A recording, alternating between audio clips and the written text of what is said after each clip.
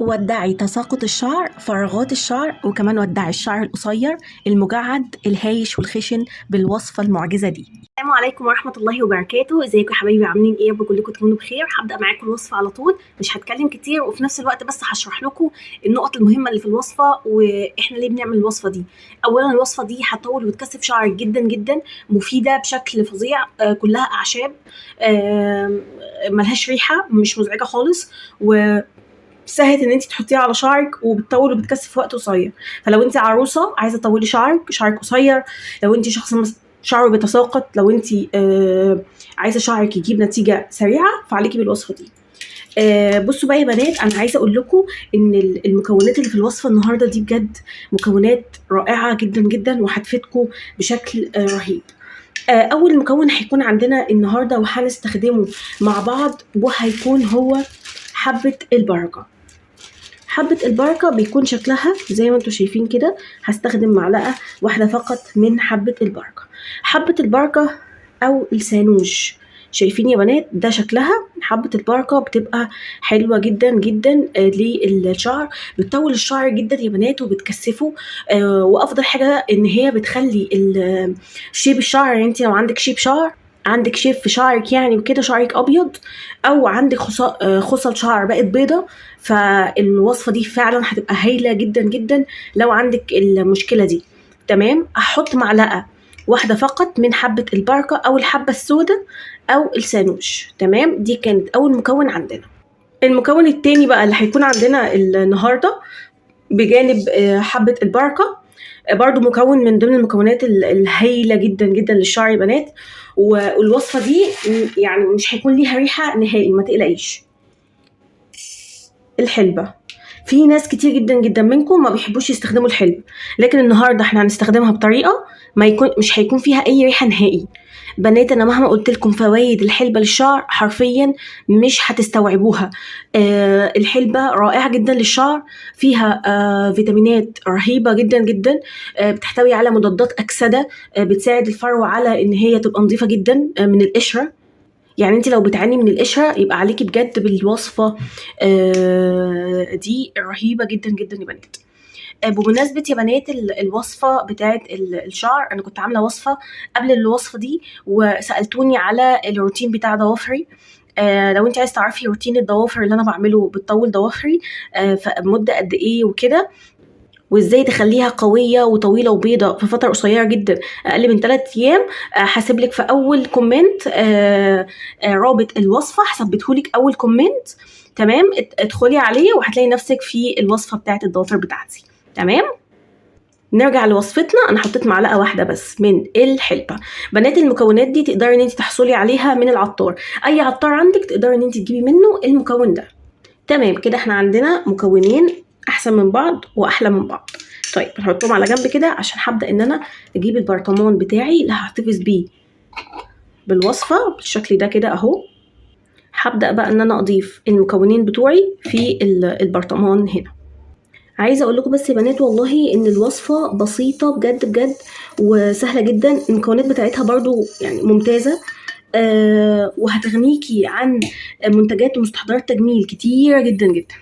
عايزه اقول لك بس اهم حاجه تكون الاعشاب بتاعتك مغسوله ونظيفه من اي اتربه ومن اي حشرات. ده مهم جدا جدا يا بنات، لان انا بلاقي بنات كتير بيستخدموا الوصفات والاعشاب دي يعني بدون ما يغسلوها، وده طبعا مش بيبقى حلو خالص. تمام، نكمل بقى الوصفه بتاعتنا. عايزه اقول لكم بس يا بنات ان المكونين دول اللي هكتفي بيهم النهارده في الوصفه بتاعتي.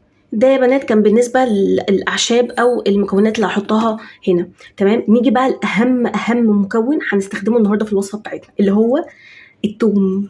انا جايبه هنا 1 2 3 4 فصوص توم بالظبط، هتستخدميهم النهارده في وصفتنا. عايزه اقول لك الوصفه دي حرفيا هتدعي لي بعد ما تستخدميها. ليه بقى؟ وصفه ممتازه جدا جدا جدا. انا جايبه هنا 4 فصوص توم. تمام، مش هقشرهم ولا حاجه، انا بس هقطعهم واحطهم بقشرهم. عايزه اقول لك ان القشر بتاع التوم نفسه بنات فظيع، فيه فيتامينات يمكن اكتر من التوم الاساسي اهو.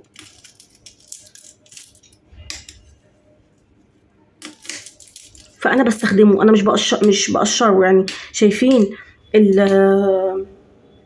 القشر ده انا مش برميه نهائي نهائي نهائي، بقشره كده يا بنات والله بحطه حاجه كده بسم الله ما شاء الله حلوه جدا جدا اهو. بقشره هحطه بالشكل ده شايفين.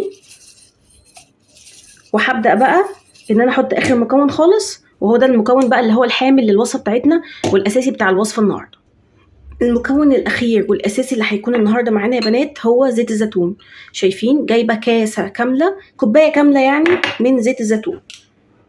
شايفين زيت زيتون بكر حلو جدا مفيد للشعر. لو عايزه تستخدمي اي نوع تاني من الزيوت براحتك، انا بستخدم هنا زيت الزيتون او زيت جوز الهند او زيت السمسم. تمام. عايزه تستخدمي بقى زيت جوجوبا كده زي ما انت عايزه. بصراحه انا افضل حاجه عندي زيت جوز الهند وزيت الزيتون. تمام. بحط كوبايه كامله من زيت الزيتون اهو يا بنات. احطها بالشكل ده بس عشان يعني الدنيا ايه ما تبصش مني او في حاجه تقع مثلا يمين وشمال. تمام بالشكل ده اهو. بسم الله اهو. شايفين بقى الجمال.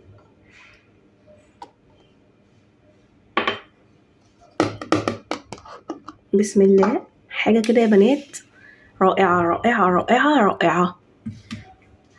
شايفين بقى، شايفين التوم مع الحلبة مع الزيت زيتون مع حبة البركة مع الحلبة مع كل المكونات بتاعتنا، عملتي أجمل وأخطر وأقوى وصفة للشعر. تمام. هقولك بقى ازاي تستعمليها وازاي كمان تحفظيها الوصفة دي، بس مش يعني مش هتستخدميها على طول، لا انت تحفظيها الأول اهو. شايفين الجمال بسم الله ما شاء الله تحفة. عايزه اقول لكم يا بنات والله انا كنت عامله يعني برطمان قبل ده بقالي حوالي شهر شهرين، وكان رائع جدا جدا بنات والله.